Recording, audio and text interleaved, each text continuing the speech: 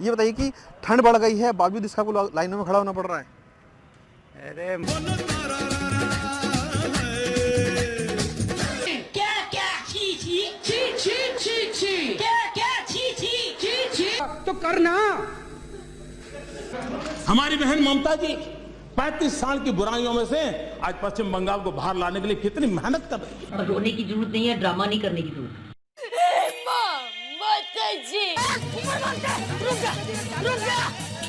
Hi friends, Thakur यार। तो पूरे जीके बुक को ट्रिक से याद करने के सीरीज को कंटिन्यू करते हैं। स्टार्ट में जो आपने फनी क्लिप देखा है, बेसिकली वो एक स्टोरी के लिए है। आप देख सकते हैं यहाँ पे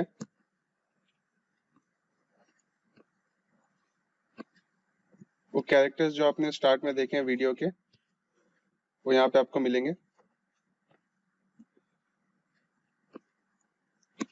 ठीक है, तो बेसिकली इस वीडियो में होने क्या वाला है कि at the end of this video आपको हर एक पार्ट और हर एक आर्टिकल जो है कॉन्स्टिट्यूशन ऑफ इंडिया का जो एग्जाम्स में पूछे जाते हैं वो आपको सारे के सारे याद हो जाएंगे।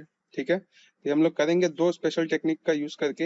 एक है लोकेशन विजुअलाइजेशन, ठीक है, और दूसरा है नंबर विजुअलाइजेशन। ठीक है, लोकेशन विजुअलाइजेशन में क्या होता है कि आपको आंख बंद करके बस इमेजिन करना है, और जैसा मैं स्टोरी सुनाते जाऊंगा आपको बस उसको लेकर बस आपको मन में आपको पिक्चराइज करना है उसको, कि ऐसा एक पिक्चर बनाना है अपने मन में जैसा मैं स्टोरी बता रहा हूँ। ठीक है, और वो स्टोरी कनेक्टेड रहेगा तो इजिली आप याद कर पाएंगे। और दूसरा टेक्निक है नंबर विजुअलाइजेशन। नंबर विजुअलाइजेशन में क्या होता है कि जैसे नंबर कोई भी डिजिट है, आर्टिकल नंबर को याद करना थोड़ा डिफिकल्ट होता है, तो उन डिजिट्स को हम लोग ऑब्जेक्ट में कन्वर्ट कर देंगे ताकि जब हम लोग स्टोरी सुन रहे हो तो उस ऑब्जेक्ट को स्टोरी में अगर हम लोग यूज करने लगे तो आपको आर्टिकल नंबर आराम से याद हो जाएंगे, क्योंकि हर एक डिजिट को हम लोग ऑब्जेक्ट्स में कन्वर्ट करेंगे। ठीक है, तो इन दोनों टेक्निक का एक लोकेशन विजुअलाइजेशन जिसमें आपको बस चलना पड़ता है, या फिर आपको बस लिटरली नहीं चलना पड़ता है, इमेजिन करना पड़ता है कि आप चल रहे हैं कहीं पे, तो वो एक लोकेशन विजुअलाइजेशन हो गया। और एक दूसरा हो गया कि नंबर विजुअलाइजेशन। ठीक है, तो इसमें रिजेंबलिंग ऑब्जेक्ट्स जो हैं डिजिट्स के, उनको यहाँ पे दिखाया गया है, तो आप इसका एक बार स्क्रीनशॉट लेके इसे याद कर लें। ठीक है, बहुत जल्दी याद हो जाएगा, कुछ इसमें डिफिकल्ट है नहीं। जैसे मैं एग्जांपल बता देता हूँ, डिजिट 0 है, डिजिट 0 है तो ये दिखता कैसा है, सन की तरह या एग की तरह। ठीक है, कैंडल पेन किसकी तरह दिखते हैं, डिजिट 1 की तरह। कोबरा और स्वान दिखते हैं डिजिट 2 की तरह। हार्ट, दिल और मुस्टैच मतलब मूंछ दिखते हैं डिजिट 3 की तरह। और नाइफ और सेल बोट ये दिखते हैं डिजिट 4 की तरह। ठीक है, तो जब भी आपको कहीं पे 4 याद करना हो तो आप नाइफ को यूज कर सकते हैं उस स्टोरी में फिट करने के लिए। ठीक है, उसकी तरह आरती और कर्टेन हुक्स दिखते हैं डिजिट 5 की तरह। ठीक है, उसी तरह एलिफेंट का ट्रंक और चेरी ये दिखते हैं डिजिट 6 की तरह। और बूमरैंग और वॉकिंग स्टिक, जिसका इमेज दिख रहा होगा आपको, बूमरैंग और वॉकिंग स्टिक वो दिखते हैं डिजिट 7 की तरह। ठीक है, और स्नोमैन और जलेबी जो है वो दिखते हैं डिजिट 8 की तरह। बलून और हैंड फैन वो दिखते हैं डिजिट 9 की तरह। और बैट एंड बॉल को हम लोग डिजिट 10 से रिप्रेजेंट कर सकते हैं। और अगर हम लोग आगे के डिजिट्स को यूज करना चाहें फर्दर स्टोरी में, तो हम लोग जैसे 1 को कैंडल की तरह यूज करते हैं और 0 को एग की तरह, तो एक स्टोरी बना सकते हैं कि कोई बंदा कैंडल से एग को जला रहा था। ठीक है, तो 10 याद हो जाएगा।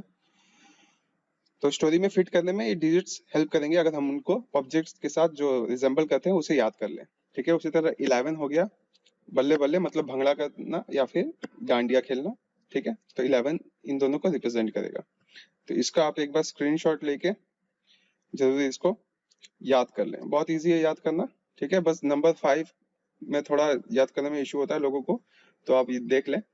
ठीक है, नंबर 5 हो गया आरती, वो जो ये हो गया ऑब्जेक्ट। और कर्टेन का हुक्स। ठीक है, कर्टेन हुक्स मतलब जो पर्दे को टांगने के लिए जो यूज किया जाता है हुक्स, उनको कर्टेन हुक्स कहते हैं। तो होपफुली आपको अब समझ में आ गया होगा कि नंबर को विजुअलाइज करना है तो किस ऑब्जेक्ट के साथ करना पड़ेगा, क्योंकि इसको हम लोग स्टोरी में यूज करेंगे। ठीक है, आर्टिकल नंबर्स को याद करने के लिए। तो स्टोरी शुरू करते हैं। तो आर्टिकल्स को याद करें और पार्ट्स को याद करें उससे पहले एक चीज जानना जरूरी है आर्टिकल ये कॉन्स्टिट्यूशन के स्ट्रक्चर के बारे में, कि देख सकते हैं आप यहाँ पे स्टार्ट यहाँ से हो रहा है, एंड यहाँ पे है, ठीक है। पार्ट 1 यहाँ पे है और पार्ट 22 यहाँ पे है, ठीक है। तो इसमें जानना जरूरी ये एक चीज है कि यहाँ पे देखिए पार्ट 22 दिखा रहा है, ठीक है, बट एक्चुअल में पार्ट्स हो चुके हैं 25, ठीक है। उसी तरह यहाँ पे 395 आर्टिकल्स दिखा रहे हैं, बट एक्चुअल में आर्टिकल का नंबर अभी फिलहाल पहुंच चुका है 450, या आगे और के साथ चेंज हो सकता है। तो बट स्ट्रक्चर में अभी भी यहाँ पे 22 लिखता है हर बुक में, क्योंकि जो पार्ट्स को ऐड किया गया है वो ABC करके इंसर्ट किया गया है। जैसे यहाँ पे देख सकते हैं पार्ट 14A है, 14 के अंदर डाला गया है, पार्ट 4A है, 4 के अंदर डाला गया है, ठीक है। ये इसलिए किया गया है ताकि ओरिजिनल स्ट्रक्चर जो है कॉन्स्टिट्यूशन का वो मेंटेन रहे, ठीक है। तो 22 वाला स्ट्रक्चर अभी भी है, लेकिन अगर क्वेश्चन पूछे कि कितने पार्ट्स हैं अभी, तो 25 पार्ट्स है, ठीक है, बट स्ट्रक्चर 22 वाला मेंटेन किया गया है। उसी तरह 395 आर्टिकल्स स्टार्टिंग में थे, बट अभी हो चुके हैं 450। इनको भी ABC अल्फाबेट्स का यूज करके इंसर्ट किया गया बेसिकली कॉन्स्टिट्यूशन में, ठीक है। तो ये चीज याद रखना है। अब स्टोरी शुरू करते हैं। तो स्टोरी को शुरू करते हैं। अब आपको आंख बंद करके इमेजिन करते जाना है जैसे जैसे मैं बोलते जा रहा हूँ, ठीक है। तो 22 रूम का वो जो फ्लोर है उसके फर्स्ट रूम को आप खोलते हैं, उसके फर्स्ट गेट को, ठीक है। तो उस फर्स्ट गेट को खोलने के बाद आपको क्या दिखता है वो आपको इमेजिन करना है कि आपको एक टेबल दिखता है और 4 चेयर दिखते हैं, ठीक है।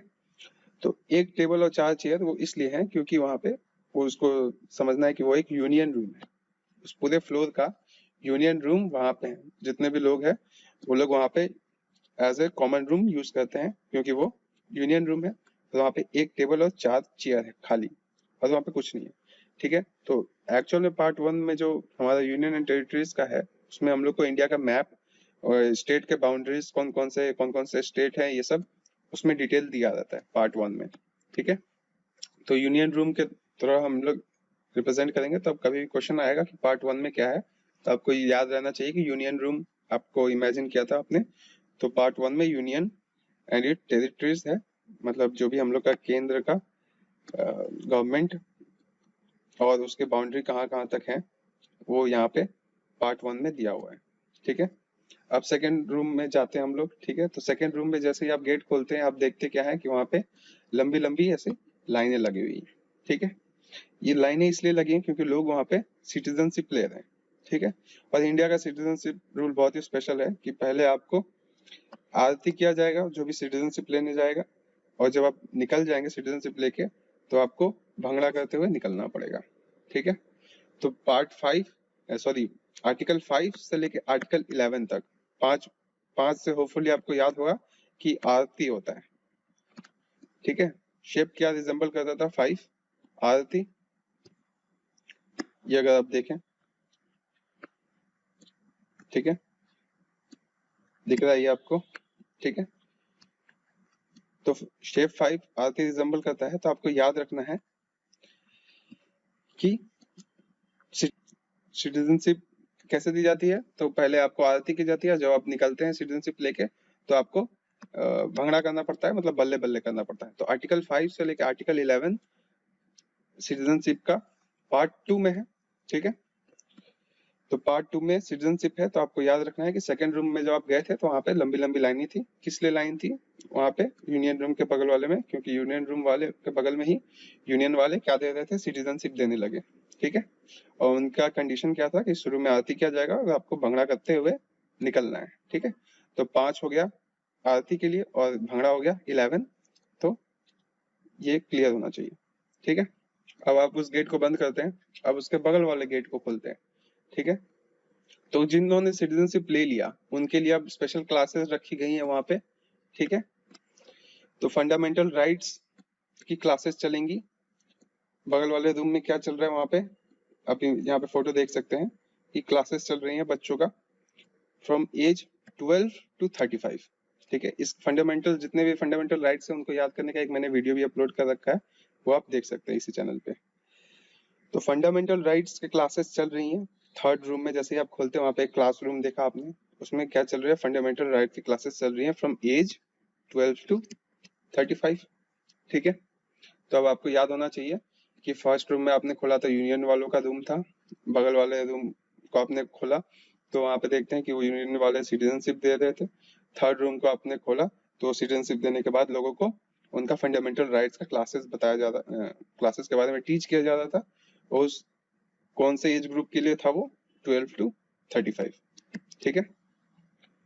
गेट को जैसे ही आपने बंद किया, गेट 4 को आपने खोला तो वहां पे आपको क्या दिखता है कि मूवी का शूटिंग चल रहा है, कोई एक डायरेक्टर जो है वो मूवी को शूट कर रहा है, ठीक है। तो डायरेक्टर से क्या हमको याद रखना है, DPSP, directive principles of state policy, मतलब इसमें इस पार्ट में क्या है कि गवर्नमेंट को कैसे रूल्स बनाने हैं वो सब इस पार्ट में आर्टिकल्स के थ्रू मेंशन किया है। आर्टिकल 36 to 51, ठीक है, ये मेंशन किया गया है। तो जैसे कि एग्जांपल हो गया कि हिंदी को प्रमोट करना है, काउ स्लॉटर को मतलब बैन करना है, ये सब जितने भी मतलब डायरेक्शंस है ये सब आर्टिकल 36 से 51 तक डीपीएसपी में दिया गया है हमारे पार्ट 4 में ऑफ आवर कॉन्स्टिट्यूशन, ठीक है। तो अब फोर्थ रूम को जैसे ही आपने खोला, आपको याद रखना है कि वहां पे डायरेक्शन चल रहा था मूवी का, ठीक है। उस मूवी का नाम क्या था, फंडामेंटल ड्यूटीज, ठीक है। ये आर्टिकल नंबर को कैसे याद करेंगे, 36 to 51। अगर आप ये याद किया, अगर आप ये पहले वाला वीडियो देखे होंगे फंडामेंटल राइट्स का, तो इसमें आपका जर्नी था 12 to 35 एज, आपका जब से 12 से 35 का एज तक आपका क्या जर्नी था है वो था। अब 35 के बाद 36 से 51 तक आप फिल्म इंडस्ट्री में थे एज ए डायरेक्टर, ठीक है। तो आपने बहुत सारी मूवीज बनाई और लास्ट मूवी आपका कौन सा था, वो था fundamental duties at the age of 51, ठीक है।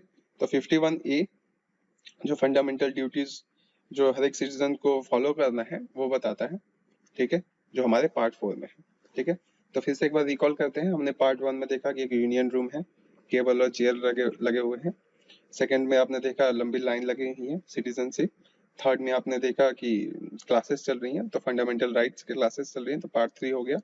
और फोर्थ में आपने देखा कि आप एक डायरेक्टर हैं, ठीक है, तो आप डायरेक्शन करते हैं मूवीज का, ठीक है। तो आपका एज क्या था, उस किस टाइम फ्रेम में आपने डायरेक्शन किया है मूवीज को, मतलब डायरेक्शन दिया है मूवीज को, तो वो हो गया 36 to 51, ठीक है।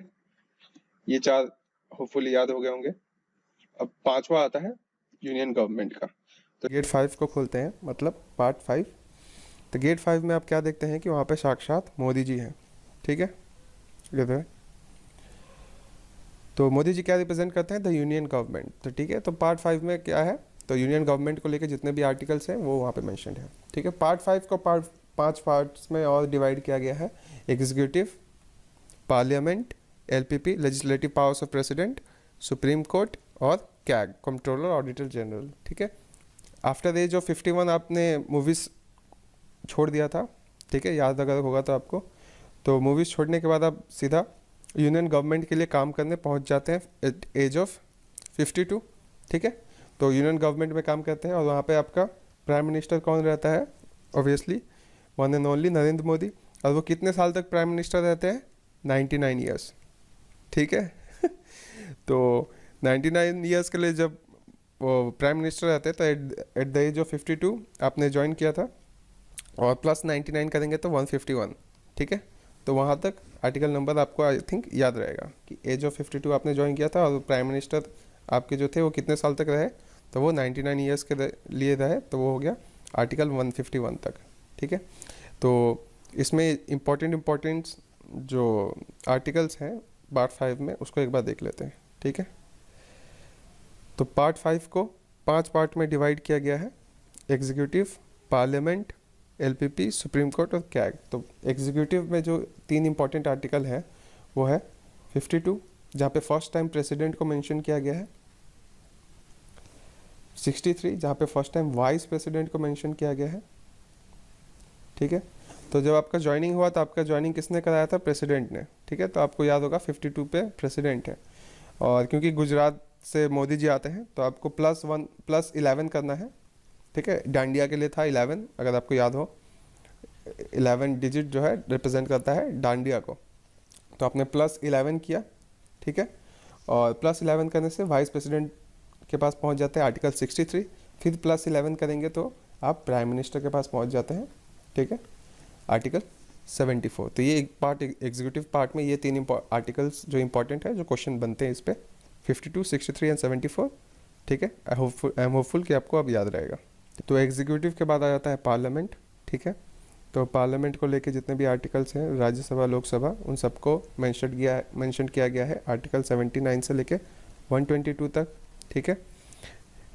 उसके बाद इसमें कोई स्पेशल आर्टिकल को अगर आपको याद करना हो तो आप वही सेम नंबर विजुअलाइजेशन टेक्निक का यूज़ कर सकते हैं, ठीक है। उसके बाद जो और एक इम्पॉर्टेंट आर्टिकल है वो आर्टिकल है 1, 2, 3, जो लेजिस्लेटिव पावर्स ऑफ प्रेसिडेंट में आता है। ये पावर देता है प्रेसिडेंट को ऑर्डिनेंस बनाने का, ठीक है। ऑर्डिनेंस वो होता है बेसिकली ऐसा एक स्पेशल लॉ जो पार्लियामेंट के थ्रू पास नहीं होता है, बट बाद में पार्लियामेंट से पास कराना पड़ता है, ठीक है, आफ्टर सम टाइम फ्रेम। उसके बाद आ जाता है हमारा सुप्रीम कोर्ट को लेके जितने भी आर्टिकल्स हैं, आर्टिकल 124 से लेके 144 तक, ठीक है। ये सब आ जाते हैं सुप्रीम कोर्ट में। और उसके बाद आता है कैग, कंट्रोलर ऑडिटर जनरल। इसका आर्टिकल 148 में इनका मेंशन किया है और उनका रिस्पॉन्सिबिलिटीज़ क्या क्या है वो सब आर्टिकल 149 में मेंशनड है। तो इन पांचों को एक साथ कैसे याद करें, executive, parliament, LPP, supreme court और सीएजी को, ये सिंपल टेक्निक है। आपको एक बस स्टोरी याद रखना है कि मोदी जी वहाँ पे कर क्या रहे थे 5th रूम में। तो आप ये देखेंगे कि मोदी जी पार्लियामेंट को बाईपास करके एक ऑर्डिनेंस निकलवाते हैं, ठीक है। तो एग्जीक्यूटिव हो गया, यहाँ पे पार्लियामेंट हो गया, एलपीपी हो गया, प्रेसिडेंट मतलब ऑर्डिनेंस निकलवाते हैं। वो ऑर्डिनेंस क्या करता है, सुप्रीम कोर्ट को रोकता है सीएजी के केस में दखल अंदाजी करने से, ठीक है। तो आपको याद रखना है कि मोदी जी पार्लियामेंट को बाईपास करके एक ऑर्डिनेंस निकलवाते हैं जो क्या करता है, सुप्रीम कोर्ट को रोकता है सीएजी के साथ इंटरफेयर करने से, ठीक है। ऐसा एक ऑर्डिनेंस वो बनाते हैं। ये नेक्स्ट स्टोरी में ऐड होगा क्योंकि वो सीएजी क्या कर रहा था, ऑडिट कर रहा था किसका, स्टेट गवर्नमेंट, हमारे जो वेस्ट बंगाल की चीफ मिनिस्टर है, जो स्टेट गवर्नमेंट सब एग्जांपल ले लेते हैं कौन से स्टेट को चूज़ करें, तो हम यहाँ पे वेस्ट बंगाल को चूज़ कर रहे हैं एज ए स्टोरी। तो वो सीएजी क्या कर रहा था, ऑडिट कर रहा था स्टेट गवर्नमेंट का। तो ये कनेक्ट करेगा नेक्स्ट रूम में जब हम लोग जाएंगे, ठीक है। तो होपफुली स्टोरी क्लियर है और इम्पॉर्टेंट आर्टिकल्स यहाँ पे मैंने ट्रिक से बता दिए। तो नेक्स्ट में चलते हैं, मोदी जी के बगल वाले रूम में किसका गवर्नमेंट चल रहा है, तो वो स्टेट गवर्नमेंट चल रहा है और वहाँ पे किसका सरकार है, तो ममता बनर्जी का सरकार है, ठीक है। तो ममता बनर्जी स्टेट गवर्नमेंट को रिप्रेजेंट करती है रूम 6 में, ठीक है। और आर्टिकल नंबर कहाँ है, 152 से लेकर 237 तक, ठीक है। तो अब हम लोग एक बार रिकॉल कर लेते हैं कि फर्स्ट रूम में हमने देखा था टेबल चेयर थे, यूनियन एंड टेरिटरीज को रिप्रेजेंट करता है, पार्ट 1। सेकेंड में हमने देखा था कि जैसे ही हमने रूम सेकेंड को खोला वहाँ पे हमें लंबी लंबी लाइनें दिखी सिटीजनशिप को लेके, ठीक है। तो वहाँ पे सिटीजनशिप पार्ट 2 में मेंशन्ड है और कैसे दिया जाता है, आरती करके, और जब सिटीजनशिप मिल जाता है तो वहाँ पे भंगना करना पड़ता है। तो 5 to 11 वो हो गया। उसी तरह हमने थर्ड रूम में देखा था कि क्लासेस चल रही हैं। फोर्थ रूम में देखा कि हमने डायरेक्शन चल रहा है मूवी का। फिफ्थ रूम में हमने देखा मोदी जी खुद है, गवर्नमेंट चला रहे अपना यूनियन गवर्नमेंट, उसका पूरा स्ट्रक्चर हमने समझा। उसी तरह सेम स्ट्रक्चर जो यूनियन गवर्नमेंट का होता है उसी ऑलमोस्ट रिजेंबलिंग स्ट्रक्चर किसका, स्टेट गवर्नमेंट का भी होता है, और उसके रिगार्डिंग जितने भी आर्टिकल्स हैं वो आर्टिकल 6 में दिए। तो मोदी जी का पड़ोसी कौन है, ममता बनर्जी, ठीक है। तो आप मोदी जी रिप्रेजेंट करते हैं सेंट्रल गवर्नमेंट को, तो ममता बनर्जी रिप्रेजेंट करेंगे यहाँ पे स्टेट गवर्नमेंट को, ठीक है। तो स्टेट गवर्नमेंट को लेके जितने भी आर्टिकल्स हैं 6 में मैंशनड है। तो 6th रूम में ममता बनर्जी हैं। तो आर्टिकल 152 से 237, तो इसको कैसे याद करें, तो आप सोच सकते हैं कि 5 हो गया आरती, 2 होगा कि कोबरा। तो ममता बनर्जी सोच सकते हैं आप कि वो चीफ मिनिस्टर बनी कैसे, तो वो थोड़ा कोबरा का, किंग कोबरा का, मतलब नागपंचमी मान लीजिए, वो नागपंचमी में बहुत विश्वास करती हैं तो वो किंग कोबरा का पूजा करती थी, ठीक है। तो 52 हो गया 152 को याद करने के लिए। और वो कब तक चीफ मिनिस्टर बनी रही, 37। 3 से हो गया हार्ट और 7 से हो गया बूमरैंग, ठीक है। तो जब तक वो जवान थी दिल से, तब तक वो, जब तक वो दिल से बूमरैंग को फेंक सकती थी तब तक वो चीफ मिनिस्टर बनी रही, ठीक है। तो 3 से हो गया हार्ट और 7 से हो गया बूमरैंग। तो ये आई थिंक आर्टिकल को नंबर को याद करने में बहुत इजीली हेल्प करेगा कि वो शुरुआत उनका चीफ मिनिस्टर बनने का कब हुआ, जब वो पूजा करती थी किंग कोबरा का मतलब नागपंचमी समझ लीजिए। और उनका चीफ मिनिस्टरशिप एंड कब हुआ, जब वो दिल से मतलब बूमरैंग को फेंक नहीं पाती थी, ठीक है। तो मोदी जी के बगल में थी ममता दीदी, और क्योंकि इन दोनों का झगड़ा होता था तो बगल वाला रूम खाली है, ठीक है। तो पार्ट 7 को रिपील कर दिया गया है, कॉन्स्टिट्यूशन में है नहीं। इसमें पहले स्टेट्स को ABC करके रखा जाता तब ये था, बट अभी रिपील कर दिया गया स्टेट्स। अभी ये स्टेट्स को ABC का जो कैटेगरी अलग अलग था आफ्टर इंडिपेंडेंस वो हट गया है, ठीक है। तो पार्ट 7 है नहीं। उसके बाद अब दोनों झगड़ा करते थे तो बगल वाला रूम खाली था उनके झगड़े के चलते। उस बगल और उसके बाद एक गैप के बाद कौन था, तो अरविंद केजरीवाल, ठीक है। अरविंद केजरीवाल क्या रिप्रेजेंट करते हैं, तो यूनियन टेरिटरीज को रिप्रेजेंट करते हैं यहाँ पे। वो खुद एक यूनियन टेरिटरी का चीफ मिनिस्टर है, दिल्ली, ठीक है, एक यूनियन टेरिटरी है।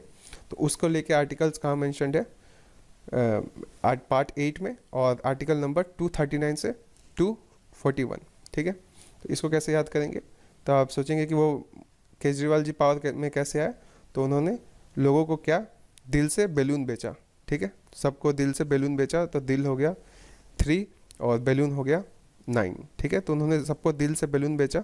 तो आर्टिकल 239 जो है फर्स्ट टाइम यूनियन टेरिटरीज को मेंशन करता है। मतलब मेंशन तो पहले ही शुरुआत में पार्ट 1 में ही मेंशन करता है, बट यूनियन टेरिटरीज का स्ट्रक्चर कैसा होगा, कौन किसके पास क्या पावर और रिस्पॉन्सिबिलिटीज़ होगा, ये यूनियन टेरिटरीज का 239 में फर्स्ट टाइम मेंशन होता है, ठीक है। तो 239 मतलब केजरीवाल पावर में आए, दिल से बैलून बेच के सबको, और कब तक पावर में रहे, जब तक उनके खिलाफ मार्च नहीं निकलने लगे चाकू और कैंडल लेके, ठीक है। तो 41 से हम लोग याद रखेंगे चाकू, 4 इज़ फॉर नाइफ, जहाँ तक आपको नंबर्स को विजुलाइज कर सकते हैं, और 1 हो गया कैंडल के लिए। जब उनके खिलाफ चाकू और कैंडल लेके मार्च निकलने लगे तो वो चीफ मिनिस्टर उन्होंने छोड़ दिया, ठीक है। तो 8 रूम हमने देख लिया। 5वें में थे मोदी जी, उसके बगल में पड़ोसी हैं कौन, ममता बनर्जी, स्टेट गवर्नमेंट, मतलब पार्ट 7 में हो गया स्टेट गवर्नमेंट, सॉरी पार्ट 6 में हो गया स्टेट गवर्नमेंट आफ्टर 6।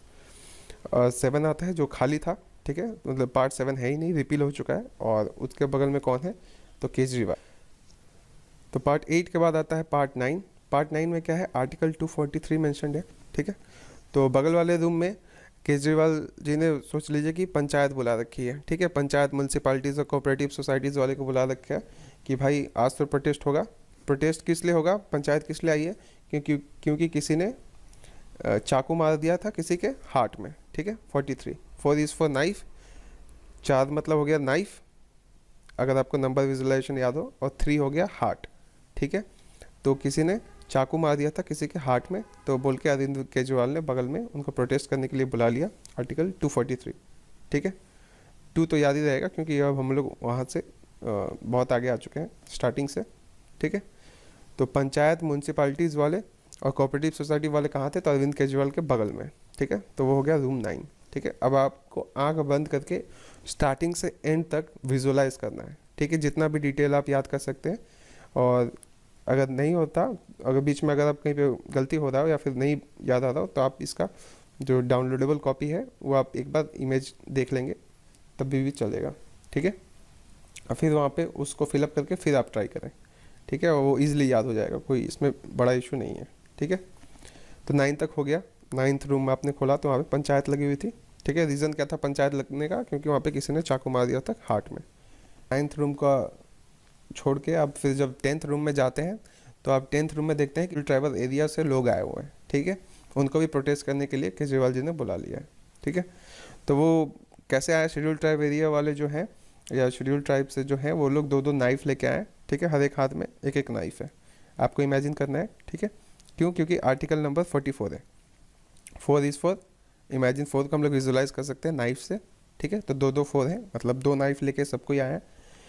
और वो पंचायत वाले रूम के बगल में ही बैठे हैं कि अगर कुछ प्रॉब्लम हुआ प्रोटेस्ट में तो हम लोग नाइफ लेके भी आए हैं, ठीक है। तो 10th के बाद 11th में चलते हैं। 11th जो रूम है हमारा वो आखिरी रूम है लेफ्ट रो का, ठीक है। यहाँ पे 11th रूम है, ठीक है। यहाँ से अब 12th रूम शुरू होगा, ऐसे हम फिर जाएंगे, ठीक है। तो 11th रूम में जब आप जाते हैं तो देखते क्या है कि जो जितना भी प्रोटेस्ट होने वाला था वो सब शांत हो चुका है, क्योंकि मोदी जी और जो स्टेट गवर्नमेंट है उन्होंने डिसाइड किया है कि अब हम लोग का रिलेशन अच्छा होगा। ठीक है, एक साथ बैठे हुए हैं। अब पार्ट 11 में क्या है, relation between union and states. ठीक है, किसकी क्या रिस्पॉन्सिबिलिटी है, कौन किस पे लॉ वॉ बना सकता है, ये सब इसमें मेंशन्ड है पार्ट 11 में। और आर्टिकल नंबर कहाँ है से कहाँ तक है, तो 245 से लेकर 263। ठीक है, तो इसको याद कैसे करेंगे, तो आप 4 और 5 है, तो 4 हो गया बोट, नाइफ होता है या फिर बोट होता है। तो आप इमेजिन करें कि इनका फ्रेंडशिप ठीक कैसे हुआ, तो इनका जो रिलेशन ठीक कैसे हुआ। तो बोट पे जब ये लोग इन्होंने एक बार वेकेशन पे गए और वहाँ पे मिलके पूजा पाठ करना शुरू किया एक साथ, तो 4 से हो गया बोट और 5 से हो गया आरती करना। मतलब दोनों ने मिल के जब एक साथ पूजा पाठ किया बोट पे, तो फिर वहाँ पे इनका रिलेशन अच्छा हो गया। और रिलेशन कब तक अच्छा रहा, जब तक गणपति बप्पा का आशीर्वाद रहा इन पे दिल से। ठीक है, तो 6 हो गया एलिफेंट का ट्रंक, मतलब गणपति बप्पा बोल सकते हैं। ठीक है, तो यहाँ पे आर्टिकल्स हो गए 245 से लेकर 263। होप ये आपको याद करने में हेल्प करेगा। ठीक है, अब 11th के बाद हम लोग 12th में जाएंगे। ठीक है, तो एक बार देख लेते हैं। हमने यहाँ से यहाँ तक हमने ट्रैवल कर लिया है। ठीक है, फर्स्ट में हमने देखा था यूनियन रूम, सेकंड में हमने देखा कि सिटीजनशिप के लिए लाइन लगी हुई है, थर्ड में हमने देखा क्लासेस चल रही हैं, फोर्थ में आपने देखा कि मूवी का डायरेक्शन, ठीक है, आपका करियर था उसमें, फिफ्थ में आपने देखा मोदी जी खुद है वहाँ पे, सिक्स्थ में उनके पड़ोसी कौन निकला, तो ममता दीदी, जिनका वो ऑडिट करा रहे थे क्योंकि उसी ले झगड़ा चल रहा था। और इन दोनों के झगड़े के चलते पार्ट 7 खाली था। पार्ट 8 में केजरीवाल जी हैं। ठीक है, और वो प्रोटेस्ट के लिए कि पंचायत सबको बुला रखे हैं, और किसको बुला रखे हैं, शेड्यूल ट्राइब और शेड्यूल्ड एरिया के जितने भी लोग हैं उनको बुला रखे हैं। ठीक है, तो ये एक एक पार्ट आपको याद हो गया। और लास्ट पार्ट में देखते हैं कि मोदी जी और ममता बनर्जी का भी रिलेशन अच्छा हो गया, तो दोनों मिलके काम करेंगे। ठीक है, तो ये पार्ट 11 हो गया। अब हम लोग रिटर्न जर्नी करेंगे। ठीक है, अब पार्ट 12 में चलते हैं। तो पार्ट 11 के बाद आ जाता है हमारा पार्ट 12। तो पार्ट 11 में आपने देखा था कि अब स्टेट और सेंट्रल गवर्नमेंट मिलके काम करेंगे। ठीक है, दोनों की फ्रेंडशिप हो चुकी है, मोदी जी और ममता जी की। तो पार्ट 12 में क्या आता है, क्योंकि अब स्टेट और सेंट्रल गवर्नमेंट्स मिलके काम करेंगे, तो लोगों में कॉन्फिडेंस बढ़ता है फाइनेंस करने के लिए, प्रॉपर्टी खरीदने के लिए। ठीक है, और आपस में लोग कॉन्ट्रैक्ट्स कर रहे हैं। ठीक है, बिजनेस बहुत ज़्यादा उसको लेके प्रोत्साहित है, इन्वेस्टमेंट आना इंडिया में शुरू होने लगा उसके चलते। ठीक है, क्योंकि स्टेट और सेंट्रल गवर्नमेंट दोनों मिलके काम करेंगे। ठीक है, यहाँ पे देख सकते हैं लोग हैंडशेक कर रहे हैं। तो आपको इमेजिन करना है कि 12th रूम में जो मोदी जी और ममता बनर्जी के सामने वाला रूम है, वहाँ पे लोग अब हैंडशेक कर रहे हैं, सब हाथ मिला रहे हैं, सब बिजनेसमैन आपस में। ये किस लिए मिला रहे हैं, क्योंकि पार्ट 12 में मेंशन क्या है कॉन्स्टिट्यूशन में हमारा, finance, property, contracts and suit, इनको लेके जितने भी आर्टिकल्स है वहाँ पे मेंशन्ड है। तो ये कहाँ से कहाँ तक है, 64 से लेके 300 तक। तो इसका ट्रिक क्या रहेगा, 6 हो गया हमारा चेरी। ठीक है, अगर आपको याद हो तो 6 हम लोग को क्या, एलिफेंट का ट्रंक, गणपति बप्पा या फिर चेरी को रिप्रेजेंट करता है। और 4 हो गया नाइफ। तो लोग खुशी के मारे चेरी काट के नाइफ से आपस में डिस्ट्रीब्यूट कर रहे हैं। और ये चेरी काटने के बाद लोग क्या कर रहे हैं, एंड में क्या कर रहे हैं, सब आपस में एक दूसरे को लड्डू खिला रहे हैं। ठीक है, तो 300 आ जाता है, दिल से लड्डू खिला रहे हैं आपस में एक दूसरे को, तो 300 उसको रिप्रेजेंट करेगा। 3 हो गया दिल, ठीक है, हार्ट, और 00 हो गया मतलब लड्डू समझ लेते हैं। तो 300 तक, आर्टिकल 300 तक मेंशन्ड है। एक राइट टू प्रॉपर्टी, एक हमारा राइट था, उसको हटा के यहाँ पे शिफ्ट कर दिया गया है। ठीक है, तो लड्डू खिला के प्रॉपर्टी का डील भी कर रहे हैं, ऐसा आप सोच सकते हैं। तो रूम 12 के बगल में है रूम 13। ठीक है, तो रूम 13 में रूम 12 का ही इफेक्ट है। जितने भी लोग हैंडशेक कर रहे थे, इसका मतलब क्या था कि लोग अभी आपस में फाइनेंस, प्रॉपर्टी को लेकर डील कर रहे हैं, क्योंकि वो लोग अब सोचते हैं कि अब इंडिया में डेवलपमेंट होगा। तो रूम 13 में क्या होता है कि आप देखते हैं कि इंडिया में अब जितना भी ट्रेड कॉमर्स है वो बूम हो रहा है, तो इंडिया का डेवलपमेंट होना शुरू हो चुका है।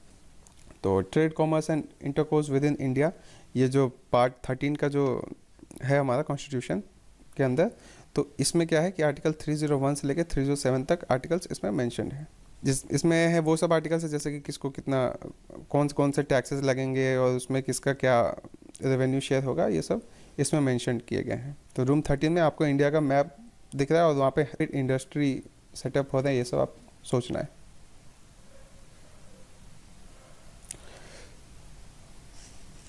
तो रूम 13 के बाद आप रूम 14 को खोलते हैं, ठीक है। अब ट्रेड कॉमर्स इंडिया में इतना ज़्यादा बूम हो गया कि वहाँ पे इंडियन गवर्नमेंट और स्टेट गवर्नमेंट्स को नए रिक्रूट्स की ज़रूरत थी, ठीक है, लोगों को हायर करने के लिए। तो उन्होंने क्या सेटअप करके रखा है, जो सेंट्रल गवर्नमेंट के सर्विसेज है और स्टेट गवर्नमेंट के सर्विसेज है वो वहाँ पे उन्होंने सेटअप करके रखा है। और इसकी जिम्मेदारी किसको दी थी? किरण बेदी को। तो किरण बेदी को जानते होंगे होपफुली, वो first Indian lady IPS officer थी, ठीक है। उनका शो भी एक आता था आपकी कचहरी बोल के टीवी पे, जहाँ पे वो छोटे छोटे सिविल केसेस को हैंडल करती थी। उनको इसलिए लिया गया क्योंकि यहाँ पे पार्ट 14 में ट्राइब्यूनल्स भी मेंशन है। ट्राइब्यूनल्स वो होते हैं जो हाई कोर्ट के नीचे आते हैं। तो पार्ट 14 में हो गया हमारा services under the union and the states, ठीक है। तो जितने भी सेंट्रल जो मेन सर्विसेज हैं और स्टेट गवर्नमेंट के जो सर्विसेज है वो यहाँ पे मेंशनड है, वो पार्ट 14 में, ठीक है। तो वो कहाँ से कहाँ तक आ जाता है? आर्टिकल 309 से लेके 323 तक। 0 हो गया हमारा एग और 9 हो गया हमारा बलून, ठीक है। तो जो भी रिक्रूट हो रहा था उसको पहले एक अंडा दिया जा रहा था और उसको बैलेंस करने के लिए बोला जा रहा था किस पे? बलून के ऊपर, तभी आप एक सिविल सर्वेंट बन सकते हैं। किरण बेदी का ऐसा वहाँ पे रिक्रूटमेंट प्रोसेस चल रहा था।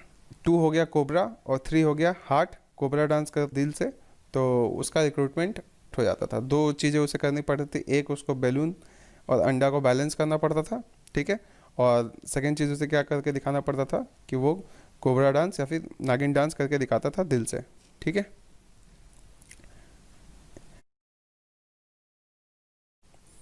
और इसमें आ जाता है ट्राइब्यूनल्स को भी मेंशन किया गया पार्ट 14A में, ठीक है। तो किरण बेदी इसलिए हैं, वही रिक्रूटमेंट प्रोसेस चला दिया। और आपको याद रखना है कि पार्ट 14 में ही वो ट्राइब्यूनल भी है क्योंकि उनका एक शो भी आता था, ठीक है, जिसमें वो जज का रोल प्ले करती थी। लोगों अब जितने भी सिविल सर्वेंट थे उनको रिक्रूट कर लिया गया है, तो अब उनका काम पहला क्या है कि देश में चुनाव कराना, ठीक है। तो आप देखते हैं इलेक्शन नेक्स्ट जो पार्ट 15 में है, इलेक्शन कमीशन के बारे में मेंशन है और उसके रिगार्डिंग जितने भी आर्टिकल्स हैं वो पार्ट 15 में आ जाते हैं, ठीक है। उनकी रिस्पॉन्सिबिलिटी क्या है और उनका रोल क्या है। तो आर्टिकल 324 से लेके आर्टिकल 329 तक है, ठीक है। तो इसको कैसे याद करेंगे? तो आप सोचेंगे कि वो जितने भी सिविल सर्वेंट्स आए हैं वो 24 घंटे काम करते हैं, ठीक है, 24 आवर्स, और वो वीक में 5 दिन काम करते हैं, तो +5 29, ठीक है। तो इलेक्शन कमीशन का जो सेटअप है वो 324 में मेंशनड है। अगर क्वेश्चन पूछे तो आप टिक मार सकते हैं, ठीक है, क्योंकि इलेक्शन कमीशन सोचेंगे कि कितने घंटे काम करता है, 24 घंटे, और कहाँ तक मेंशनड है तो 29 तक। तो आपको हफ्ते में 5 दिन काम करता है, वो याद रखना है, ठीक है। तो और एक बार रिकॉल करते हैं कि 12 में आपने क्या देखा कि लोग अब हैंडशेक कर रहे हैं, और 13 में आपने देखा कि अब ट्रेड कॉमर्स बूम हो गया। बूम होने से क्या हुआ कि अब सिविल सर्वेंट्स की रिक्रूटमेंट शुरू हो गई है। तो रिक्रूटमेंट कौन करी? किरण बेदी, ठीक है। और उसके बाद रिक्रूटमेंट होने के बाद उन लोगों ने क्या किया? सबसे पहला काम कि देश में चुनाव कराए, ठीक है, इलेक्शन कराए, ठीक है। यहाँ पे देखा आपने कि लाइन लगी हुई है इलेक्शन की, ठीक है। तो आपको एक वीडियो पॉज करके फिर से आप स्टार्ट से लेकर एंड तक एक बार इमेजिन कर सकते हैं स्टोरी को, ठीक है। उसके बाद पार्ट 16 आ जाता है, ठीक है। अब इलेक्शन तो हो गया। अब इलेक्शन होने के बाद सबसे पहला काम क्या किया गया? जो अनप्रिविलेज सेक्शन थे सोसाइटी में उनको रिजर्वेशन दिया गया, ठीक है। यहाँ पे आप देख सकते हैं बच्चे डांस कर रहे हैं जिनको रिजर्वेशन मिला है, ठीक है, या फिर जो अनप्रिविलेज सेक्शन से थे उनको स्पेशल प्रोविजंस लाया गया उनके लिए, ठीक है। तो वो लोग डांस कर रहे हैं। तो इसलिए बंदे का ये चेहरा ऐसा है, इलेक्शन करवाया बट होपफुली इसको कुछ उतना मिला नहीं, ठीक है। तो पार्ट 16 में हो गया बच्चे डांस कर रहे हैं which will symbolise special provisions for certain classes, ठीक है। इसका आर्टिकल नंबर 330 से लेके 342 तक है। इसका आर्टिकल नंबर को कैसे याद करेंगे? ठीक है, स्पेशल प्रोविजंस जो थे उनको मिलने के बाद उन्होंने क्या किया? उन्होंने दिल से सबको लड्डू बांटा, ठीक है। 3 और 0 दिख रहा है 30, ठीक है। स्पेशल प्रोविजंस मिलने के बाद उन्होंने दिल से सबको लड्डू बांटा। 3 हो गया हार्ट और 0 हो गया लड्डू, ठीक है। उन्होंने लड्डू बांटा। और स्पेशल प्रोविजंस कब ख़त्म हो गया? जब उन्होंने गलती से नाइफ से किसी कोबरा को मर्डर कर दिया। तो 4 हो गया नाइफ और 2 हो गया हमारा किंग कोबरा, ठीक है। तो स्पेशल प्रोविजंस 330 से लेकर 342 तक हैं। रूम 16 के बाद अब रूम 17 में चलते हैं, ठीक है। तो जो स्पेशल प्रोविजंस मिला था उसमें एक प्रोविज़न ये था कि उन्हें कॉल सेंटर में एक जॉब मिल जाएगा, ठीक है। समझ लीजिए कि सरकारी जॉब है। तो कॉल सेंटर में सरकारी जॉब काम क्या था, हिंदी को इंग्लिश में कन्वर्ट करना था, इंग्लिश को हिंदी में कन्वर्ट करना था। यही दो हमारे ऑफिशियल लैंग्वेजेस हैं, ठीक है। तो ये सब मेंशन्ड है आर्टिकल 343 से लेकर 351 तक, ठीक है, कि जितने भी हमारे हमारे जो ऑफिशियल लैंग्वेजेस उनका लेके आर्टिकल्स पार्ट 17 में आपको मिल जाएंगे, ठीक है। तो उसको रिप्रेजेंट करेगा कॉल सेंटर। यहाँ पे आपको दिख रहा होगा फोटो, ठीक है। तो अब शुरू में अब यहाँ पे इसको याद कैसे करना है कि ये 343 से 351 तक है। तो याद करना है कि जो आए काम करने वो शुरू में तो हेट करते थे। 4 हो गया हेट के लिए मतलब नाइफ, और 3 हो गया हार्ट के लिए मतलब दिल। तो शुरू में तो हेट करते थे, बट क्योंकि ये सरकारी जॉब था तो फिर उसको वो लव करने लगे। और 5 हो गया और कब तक चला ये कॉल सेंटर, जब तक इसके अगेंस्ट में प्रोटेस्ट नहीं निकलने लगा, ठीक है। तो लोग कैंडल्स और ये लोग दिया और कैंडल्स लेके इसके अगेंस्ट में प्रोटेस्ट निकालने लगे, तब ये कॉल सेंटर बंद हो गया, ठीक है। तो 51 रिप्रेजेंट करेगा दिया और 1 रिप्रेजेंट करता है कैंडल, ठीक है। आगे बढ़ते हैं। तो रूम 17 के बाद अब दूसरे रूम में चलते हैं। रूम 18 में आपको क्या दिखता है कि वहाँ पे दया बहन है, ठीक है। होपफुली आप इनको जानते होंगे। ये चिल्ला रही है हे माँ माता जी, ठीक है। तो ये क्या रिप्रेजेंट करेंगे, हमारा पार्ट 18 जो है हमारा इमरजेंसी प्रोविजंस, ठीक है। तो इमरजेंसी प्रोविजंस में 3 तरह के इमरजेंसी प्रोविजंस है जो कॉन्स्टिट्यूशन में मेंशन्ड है, national, financial and state emergency, ठीक है। ये 3 इमरजेंसी जो है वो लागू कर सकती है सेंट्रल गवर्नमेंट। तो इनका आर्टिकल कहाँ से कहाँ तक है, तो 352 से लेके 360 तक, ठीक है। अब इसको कैसे याद करेंगे, 352 मतलब हो गया 5 and 2 मतलब हो गया 5 हो गया आपका दिया और 2 हो गया किंग कोबरा, ठीक है। तो इमरजेंसी में दया बहन क्या करती हैं, किंग कोबरा को आती है दिखाती है, ठीक है। इन्होंने ये कब तक किया, टिल एज ऑफ 60, ठीक है। तो एज ऑफ 60 तक उन्होंने किंग कोबरा को आते दिखाया जब भी इमरजेंसी प्रोविजंस होता था, ठीक है। पार्ट 18 में या फिर रूम 18 में कौन है, दया बहन, ठीक है। तो आप ये भी सोच सकते हैं कि उनका शादी हो चुका था एट एज ऑफ 18। तो जब आप नेक्स्ट रूम खोलते हैं तो आपको वहाँ पे दिखता है कि जेठालाल इज़ इन जेल, ठीक है, हिज हस्बैंड। तो जेठालाल जेल में है इसलिए, तो वो जेल में क्यों गए, क्योंकि उनका कोई मिस्टेक हुआ था। मिसलेनियस को हम लोग या शॉर्ट नाम दे देंगे मिस्टेक, ठीक है।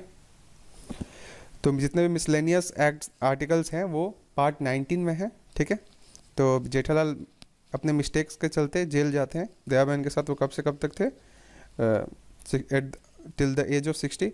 और वो जेल में कब तक रहते हैं, 61 से लेके एज ऑफ 65 तक, ठीक है। उन्होंने कोई मिस्टेक किया है, ऑब्वियसली आप सोच सकते हैं खुद के हिसाब से कोई भी एक। रूम 19 के बाद रूम 20 को जब हम लोग खोलते हैं तो हम लोग क्या देखते हैं कि जेठालाल हाथ जोड़ के खड़े हैं, ठीक है, अपनी गलतियों के लिए माफ़ी मांग रहे हैं। तो ये क्या रिप्रेजेंट करेंगे, अमेंडमेंट ऑफ द कॉन्स्टिट्यूशन, ठीक है। कैसे हम लोग अमेंड कर सकते हैं कॉन्स्टिट्यूशन को, ये आर्टिकल 368 में बताया गया है जो पार्ट 20 में है, ठीक है। तो टाइम टू टाइम अमेंडमेंट आता रहता है। तो इसको रिप्रेजेंट करेंगे जेठालाल, ठीक है। तो वो खुद को अमेंड करते हैं, खुद को मतलब इम्प्रूव करते हैं। वो कैसे इम्प्रूव करते हैं, तो यहाँ पे 68 को कैसे याद करेंगे, 6 हो गया चेरी और 8 हो गया जलेबी। तो चेरी और जलेबी खा के खुद को इम्प्रूव करते रहते हैं। तो आपको याद रहेगा कि आर्टिकल 368 जो हो गया वो अमेंडमेंट होगा कॉन्स्टिट्यूशन का, ठीक है। तो पार्ट 20 के बाद हम चलते हैं पार्ट 21 में, ठीक है। तो उसके नेक्स्ट में आप क्या देखते हैं कि जेठालाल खुद को अमेंड करने के बाद जलेबी और ये फाफड़ा की जगह यहाँ पे चेरी खा रहे हैं, ठीक है। तो वो खाने के बाद वो खुद को इम्प्रूव कर लेते हैं और नेक्स्ट स्टेप वो क्या करते हैं कि जाके एक कश्मीरी लड़की से शादी कर लेते हैं, ठीक है। कश्मीर, क्योंकि इस कश्मीर को स्पेशल प्रोविजंस जो है इसी पार्ट में मिलता है, ठीक है। तो पार्ट 21 में क्या है, temporary, transitional and special provisions and special status of states, ठीक है। तो ये आर्टिकल 369 से 392, आर्टिकल 370 भी इसमें अभी भी है बट उसका बहुत पार्ट को हटाया जाता है, ठीक है। तो इसको सिंबलाइज करेंगे कि जेठालाल मैरीज अ कश्मीरी गर्ल, ठीक है। तो ये हो गया, और उसके बाद नेक्स्ट जो हो गया वो हम लोग का हो गया पार्ट 22। तो उसके नेक्स्ट वाले जब रूम को आप खोलते हैं तो आप देखते हैं कि वहाँ पे उनके पिताजी डंडा लेके वेट कर रहे हैं, ठीक है। तो ये क्या रिप्रेजेंट करते हैं, ये अथॉरिटी को रिप्रेजेंट करते हैं और रिपील्स को रिप्रेजेंट करते हैं, ठीक है। तो बोल के उनको यूज़ किया गया इमेज को, ठीक है। तो आप एसोसिएट करेंगे लास्ट रूम में कौन है, तो चंपक लाल, आई थिंक हाँ चंपक लाल ही उनका फादर का नाम है, तो वो है वहाँ पे, ठीक है। और पार्ट 22 में बेसिकली है क्या, short title, commencement, authoritative text in Hindi. Basically जितना भी आपका कॉपी या ये अमेंडमेंट हो रहा है कॉन्स्टिट्यूशन का, उसको हिंदी में भी ट्रांसलेट करना पड़ेगा, और ये सब इसमें मेंशन्ड है पार्ट 22 में, ठीक। तो आई एम होपफुल कि अब आपको पूरा कॉन्स्टिट्यूशन के सब आर्टिकल्स और पार्ट्स याद हो चुके होंगे। और अगर आपको कोई स्पेशल आर्टिकल याद करना है तो उसको आप नंबर विजुलाइजेशन टेक्निक का यूज़ करके एक्स्ट्रा आप उसमें डिटेलिंग ऐड करके इसी स्टोरी में आप ऐड कर सकते हैं, ठीक है। आई एम होपफुल कि आप इजीली वो कर पाएंगे, ठीक है। इसका पूरा अगर आपको सॉफ्ट कॉपी चाहिए तो हमारा टेलीग्राम ग्रुप आप ज्वाइन कर सकते हैं, ठीक है। Thank you for watching, have a nice day. जय हिंद दोस्तों।